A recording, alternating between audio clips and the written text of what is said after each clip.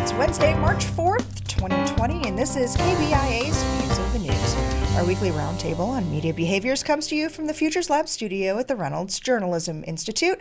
I'm Amy Simons, and here with me are my colleagues, Kiely and Ernest Perry.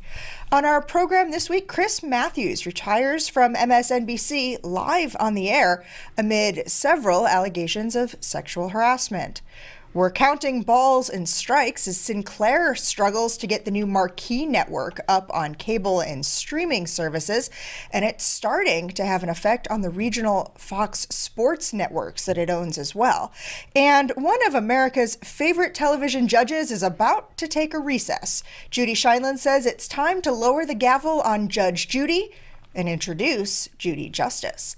There's a lot more that we'll hopefully get to before our time is up today, but we're going to start with a series of media angles related specifically to the spread of the coronavirus, starting with this comment on Friday from acting White House Chief of Staff Mick Mulvaney at the CPAC conference. We took extraordinary steps 4 or 5 weeks ago. Why didn't you hear about it? What was still going on 4 or 5 weeks ago? Impeachment. And that's all the press wanted to talk about. So that while real news was happening, and we were dealing with it in a way that I think you folks would be extraordinarily proud of, and that was serving the nation extraordinarily well, the press was covering their hoax of the day because they thought it would bring down the president. The reason you're paying you're saying so much attention to it today is that they think this is going to be what brings down the president. That's what this is all about. So your reaction when you hear him say the reason we weren't talking about this 4 or 5 weeks ago was because of the impeachment is? Here he goes again. Yeah. I mean, it's the standard line from Mick Mulvaney. I mean, he's been saying it ever since he was appointed acting chief, and I think he's going to continue to say it. Everything that comes up and somehow is going to be spun as the media versus the president, and their intention is to bring down his presidency. So I don't see why this is any different from anything else. Slightly later in the clip, he also says, and now I'm getting calls, because this was Friday, what are you going to do about the markets? What are you going to do about the markets? And he says, the markets are fine. Well, what was it, yesterday? Maybe the day before, they decided to lower interest rates? Right. Yesterday, emergency rate cut. Right. I was trying to put the timing on when I first saw that push alert. This is becoming, though, one of those things where we're seeing a lot of the right-wing media also jumping onto this and trying to defend the Trump administration and what it's doing. Right before we went on the air last week, Rush Limbaugh, the Medal of Freedom winner, saying one of the most egregious things about this as well, that it's all a hoax and that there's really nothing here for the American people to be worried about. Yeah, I thought that was pretty funny since the guy whom President Trump just gave the Medal of Freedom to made that statement. Mm-hmm. And then a few days later, we had the president at the White House talking about everything his administration was doing to handle this so-called hoax. So they weren't singing from the same page in that respect. I mean, I think this is one of those stories that it's a very complicated story, but it really could become a perfect storm because what's different about this epidemic is it's happening against the backdrop of the social media vortex that we've talked about here. And really, if people don't get ahead of the curve and the disinformation curve and the rumor mill, it could become very dangerous. And it's unfortunate when you see bold-faced name types like Rush Limbaugh or people who are close to the president putting this kind of stuff out. This is the time when we need really very calm leadership, not impulsive leadership, not overly reactive leadership. And I would hope that those of us in the media do our best to provide that kind of context and guidance for people, so we're not starting a panic, but we're giving people the information they need. And I think that's the key point there, is that we don't want to cause a panic. And I think part of the responsibility of the media is to put as much relevant and factual information out there as possible, as quickly as possible, so that people can make informed decisions about travel. If they want to make informed decisions about whether or not they want to go to a particular event where there are going to be large people, what services are available in terms of health. I mean, one story that I heard this morning was about how's the government going to deal with caring for people who don't have insurance. I mean, yes, the tests may be free according to the CDC, but what about the doctor's visit itself? What about any emergency responsibilities or emergency requirements that are going to need to take place? I mean, how is that? If somebody tests positive, who then covers their care? I've talked for weeks about how I've been watching this couple on YouTube, the Abels from Great Britain, who were on the Diamond Princess, and every live stream they do, which frankly, because they're bored and in a Japanese hospital, is starting to become 2 and 3 and 4 a day.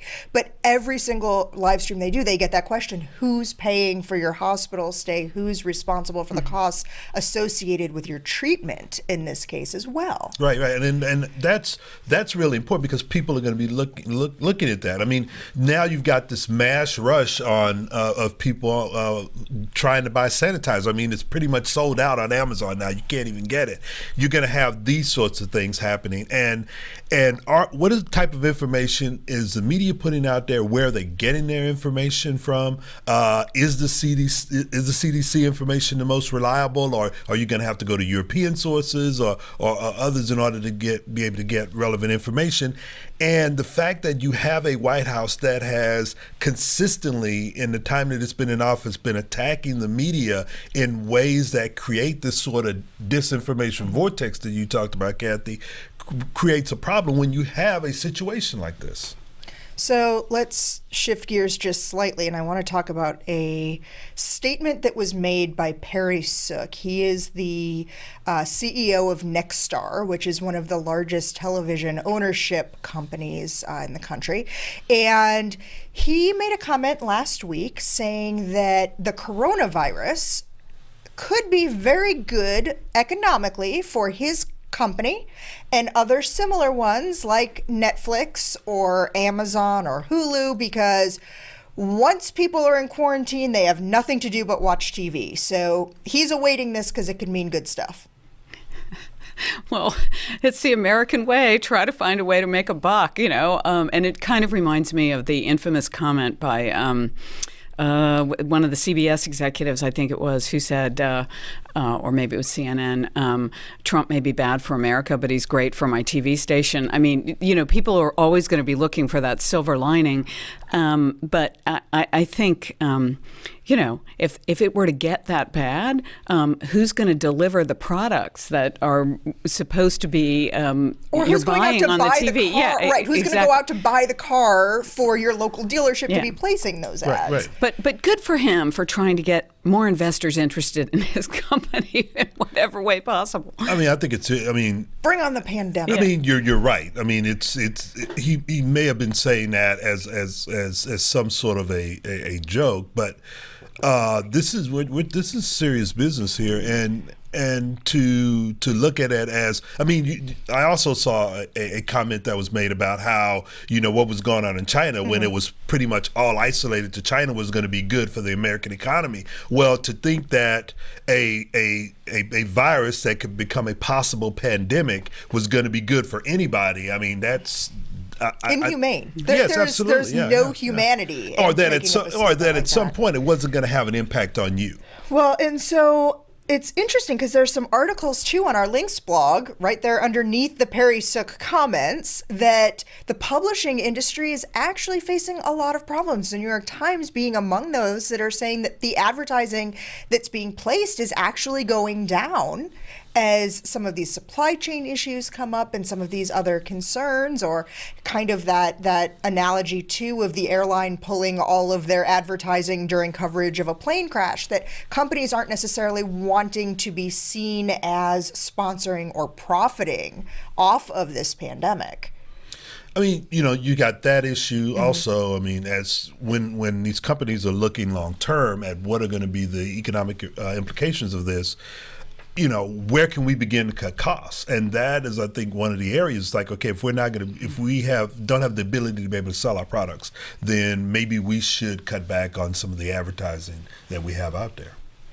So as we talk about how consumer behaviors might change, as journalists and journalism companies, we too are consumers in some ways, and we're starting to see that journalism organizations, like so many others, here yesterday we heard that the University of Missouri had asked a group not to travel from the English department to a conference in San Antonio. Well, journalism companies, media companies are putting some of those same travel restrictions into place. The list that I saw so far is that CNN, the New York Times, Condé Nast, the Wall Street Journal, and a handful of others are now restricting travel, cutting off attendance to conferences, cutting off non-essential reporting trips. What does that do to our ability to tell the story? Well, I would hope that most media companies would consider reporting essential travel. I heard from a journalism conference yesterday that might get canceled, for the very reasons that you're talking about. But certainly, we have always had a tradition in our business of running towards danger. We're the ones going out onto the barrier island when everybody's evacuating in front of the hurricane. We're the ones going into the site where the bombing just occurred as everyone else is fleeing, and we do that for a reason. So I would think that while perhaps travel for less significant events would be curtailed, understandably, and I'm sure there are lawyers worrying about this too, potential lawsuits, I would think that reporting remains an essential part of our mission. I would think that any humane employer would offer employees the option of saying no without any penalty, but I think to say we're not going to cover the story would be a wrong thing. How can this put us in a position of thinking a little bit more creatively, perhaps, or using technology in different ways to tell that story as well? I saw a quote this morning from a union president, I believe is his position, with NABET, which is one of the television photographer representing unions, people behind the scenes, also some of the other technicians. And he said there is no reason to have to go interview somebody who's been exposed in person. Call them up on the phone. Think of some other ways to creatively do this without putting our members in physical danger. Yeah, I think there are ways you can do that. I mean, you mentioned the husband and wife who are in Japan right now, and they do video podcasts of every day, and I mean, I think there's ways you can do that. I mean, you can use Skype, you can use Zoom, you can get them on the phone. You can there are other ways in which to be able to allow people to tell their story about their experiences in dealing with this on a daily basis that can shed light on what this means at the ground level. So I think there are ways that you can do that without putting reporters at harm. But I also think that it's necessary, as you say, Kathy, for reporters to be out there on the ground, especially talking to medical officials and others who are on the front lines fighting this on a daily basis. And I think that's where the reporting needs to be done on the ground. Well, and just travel. You have to travel to report, even if it's not on the coronavirus per se, but any story. So think about people who are covering the campaign. They have to get on planes. They're in large crowds. They have to do that.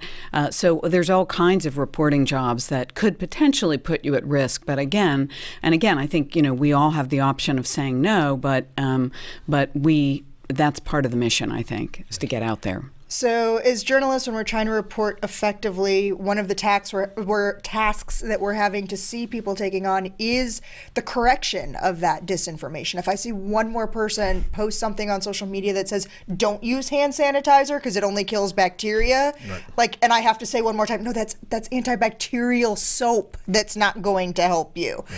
So what other advice might you have as it kind of comes to that point of the people who are going out there and having to do this work? If you had that chance to kind of have 30 seconds with them before they go out there and do that. Well, I mean, I think part of it is just to be careful. I mean, you don't want to expose yourself in areas where you know that people are sick, that you aren't going to go and actually try to go into a hospital to talk to someone there who in which you know that they're treating coronavirus patience. I mean, I think that's a smart thing there. And also, you know, you're going to have to go in, as you said. We go into hurricanes and we go into war zones. We take precautions when journalists do that. They take precautions, and I think this is the same thing. I mean, talk to officials and find out what is it that I should be doing if I'm a journalist and I'm going into that area. What precautions should I take? And when you put information out, make sure it's reliable information. You know, the old thing about checking your facts once, twice, 3 times, get a second source before you tell people what they should or shouldn't do. And when you correct the record, which now we have to do when there's rumors out there that urban myths that need to be corrected. Use hand sanitizer. Don't repeat the false thing. I mean, I think there's a whole science of that, of how you correct urban myths, and lots of experts on it. So I think this is going to be a good test for media literacy, and a good test for how we handle that. I'm glad you brought that media literacy up. I mean, I think it's also on the public too. If you put information out there on your Twitter feed, on your Facebook post, and then you find out later that it's something that it was wrong, you can go back in and change that. Clean correct it up and take the record. It down. I mean, I think it's everyone's responsibility to fight disinformation, and not just the news media. And don't be offended when one of your social media friends points out accurate information to you. It's not a personal attack. Yeah. It's a means of getting the correct information out there. So let's change gears a little bit. I want to talk about Chris Matthews. Last week, we were talking about the apology that he gave after comparing Bernie Sanders' Nevada win to a Nazi invasion. And we mentioned that there had been calls for him to resign from the network. Well, it actually happened this Monday, but that wasn't the reason. Let me start with my headline tonight. I'm retiring. This is the last hardball on Msnbc, and obviously, this isn't for lack of interest in politics. As you can tell, I've loved every minute of my 20 years as host of Hardball. Well, after conversation with Msnbc, I decided tonight will be my last hardball, so let me tell you why. The younger generations out there are ready to take the reins. We see them in politics, in the media, in fighting for their causes. They are improving the workplace. We're talking here about better standards than we grew up with. Fair standards. A lot of it has to do with how we talk to each other. Compliments on a woman's appearance that some men, including me, might have once incorrectly thought were okay. We're never okay. Not then, and certainly not today. And for making such comments in the past, I'm sorry. So apparently, Chris Matthews had been in talks for several weeks, perhaps even longer, about the possibility of resigning from MSNBC. What had come to light, what had become part of the conversation in the past few days, accelerated those talks. I didn't see this live. I was actually called. My dad called me while listening to the radio during the commercial break right after this happened and said, "You need to turn on MSNBC now." And it really came across as though people there were not ready for this to happen, didn't know it was happening. It was the Howard Beale moment. It sounds like he walked off the set in a huff. You know, it looked like they had to scramble somebody else into that anchor seat. Steve Kornacki was shell-shocked when he came back from the break. Yeah, so clearly, you know, I think he may have been in talks about retiring, but it does not appear that MSNBC or his colleagues were in any way prepared for it to happen in that moment. What had happened in the intervening period was that at least one woman who had worked at the station had accused Chris Matthews of making inappropriate comments, kind of his Me Too moment. And I think what's really, you know, as somebody who has known Chris for a long time, these are the kind of comments, and as somebody who has heard a lot of those comments, you know, this is really, actually, Chris accurately reported what was going on. This is a generational change, and stuff that was cool a long time ago is not cool anymore, and that's a good thing. And I think the other key fact here is that Chris is 74 years old. You know, I realize that with the current presidential campaign going on, this may be heretical to say, but, you know, let's give the 40 and 50-year-olds a chance to move into those leadership roles. And they're a generation that came up with different standards. So things change. And, you know, I think we've seen it, Amy, in politics, where politicians suddenly get caught and taken down for doing things they've been doing for decades and years, and the standards change, and they don't change with them, and their careers end in ways that are unfortunate. There was an interesting column that I added to our links blog last night. Clarence Page had written for the Chicago Tribune, in which he pointed out that this is something that has been happening and that it is wrong and it is time to stop it, but that he is still going to remain Chris Matthews' friend, and that we can't erase people, that cancel culture isn't how we fix this. And this is a time for chastising, but also a time for grace. That I don't know exactly how I want to put this or summarize. Well, one thing, I've talked to younger women and our students about this, and one of the things I've pointed out is that if you make a federal case of everything, then the real federal cases are diminished. So there are gradations, obviously, of things that you can say to somebody, and there are behaviors that, some are very bad and firing offenses. I think what's wrong, and I saw some comments about after Chris resigned where people said, you got this guy fired who was just flirting with you. The problem with what Chris said is that the message it sends to women, and particularly to young women, is that your value is your appearance.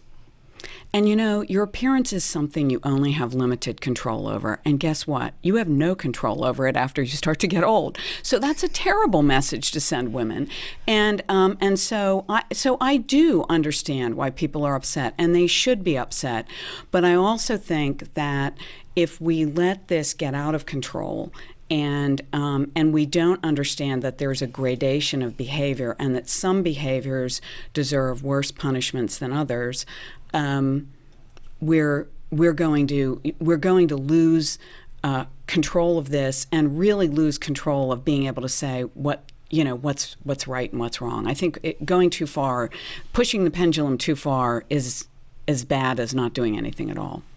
Okay, so if you've been tuned in to KBIA at all, you've been inundated with post-Super Tuesday coverage. So we've got a slightly different politics angle to talk about: maintaining impartiality. There was an interesting piece in the New York Times this weekend that's on our links blog, in which the reporters go into detail on how they maintain their impartiality. And there were the obvious ones you might expect: the no campaign contributions, no signs on the lawn or buttons on the lapel. Somebody else that said no talking of politics until the 7th date, so that before you really get to know a significant other, as that relationship builds, before you share any of that. It just kind of got me thinking, Kathy, especially given the work that you did for so many years, what kind of techniques you've employed in the past to do that? I don't talk about politics in the newsroom. I never talk about politics in the newsroom. And, I have found myself facing the ballot at times, on Election Day, after a year or even more of covering a campaign and saying, you mean I have to decide? I just don't think of the candidates that way. And then I do vote. There are some journalists who don't vote, but and I'm not going to trade away my right as a citizen, and there are lots of people who died so we could vote, so I'm not going to trade that away. But I do kind of put that side of my thinking on ice when I'm covering a campaign. Yeah, I mean, I'm the same way. I still have a hard time, and I haven't been a practicing journalist for some time, but I still have a hard time. We still don't put campaign signs in our front yard. I don't put my political leanings out there. I unless I'm talking to a close friend, somebody I've known for a while, or a family member, that sort of thing. And when I vote, I generally don't tell people which way I voted and for who I voted for, unless they're sort of close to me and we know that. So, and I think it's something that, at least for journalists, it's something you give up once you decide that this is the profession that you're going to go into. So. Okay, two more things I want to make sure we get to before our time is up. Spring training baseball is underway, and while Cubs fans in Chicago and markets elsewhere where there are Cubs minor league franchises await agreements between their cable companies and Sinclair's Marquee Network, a kerfuffle between Sinclair and YouTube over their regional Fox Sports channels. Those live streaming and those carriage agreements were about to go away. We would have lost access to some of that stuff too. Well, I mean, this is going back to those who have cut the cord, and they're picking up YouTube and other forms of getting that information and entertainment. And now the same thing you used to have with cable, same thing you used to have with satellite. Now you're having that same sort of issue with YouTube and others, and I don't think it's going to go away. It's the general. We're going to hold out until we can't hold out anymore, and then we'll come to some sort of agreement and we'll move on. So. Talking to people in Chicago this weekend, the people who have Comcast, the largest carrier, they're like, oh, it'll get worked out before opening day, at which point I pointed out to them that KOMU, our local NBC affiliate, has been off DirecTV for the better part of a year, that opening day isn't going to be what determines it. Daytime TV is about to see the end of an era. There's only one ringmaster here, that's me. Yeah, and I've never met her before. Just a second. She showed up at your door and said... I opened the door, though. Goodbye. It's getting more orderly here by the moment. Seem to be doing a great job. Judge Judy doing a great job. For 24 years, next year will be the 25th of the Judge Judy program, but she told Ellen DeGeneres this week that the 25-year marriage between her and CBS Productions is about to come to an end. And instead of Judge Judy, her new show will be called Judy Justice. I'm wondering is it going to be the same format? Is it going to be different? She's not saying that yet. But Judge Judy becoming Judy Justice gets you out of all kinds of copyright issues. True, and I guess that was kind of what Ellen even was getting at too when she asked about it. Well, I'm wondering whether CBS owned that name and owned that title, and she had to move to this. Exactly, Judy Justice. She doesn't own her own brand. So let's talk about this for a minute, because Judge Judy has kind of become this kind of cult favorite in the daytime TV genre. This idea that people who are around will sit and watch this, some of these stories, each one more absurd than the next. Her sharp tongue giving a lashing to anybody who does or says something stupid. Was this what we needed after Judge Wapner? This wasn't what Judge Wapner used to do. Well, I mean, I think she created her own persona, and it was that sort of New York bravado that always seemed to come out at the right time, saying the right thing to keep the drama going, and it worked for 25 years. Well, you just mentioned the New York persona too, and one of the things we didn't talk a whole lot about was about Michael Bloomberg dropping out of the race for president, and she's been out there on the stump for him too, so I guess she'll have some time back on her hands to put this new program together. We are going to be just about out of time for today's show, so I'd like to thank you for taking the time to watch or listen to our program with us this week.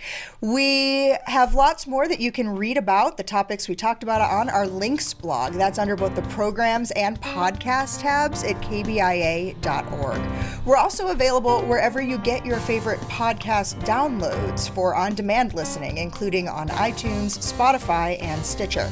You can like us on Facebook or follow us on Twitter. Our handle there is @ViewsOnKBIA. These are all great ways to watch and listen to our program again, to leave us comments or questions, see previews of what we'll be talking about next week, and more.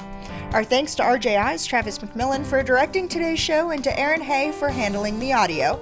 Tim Pilcher composed our original theme music. I'm Amy Simons. Be sure to join us again next week when we're back with you for another edition of Views of the News.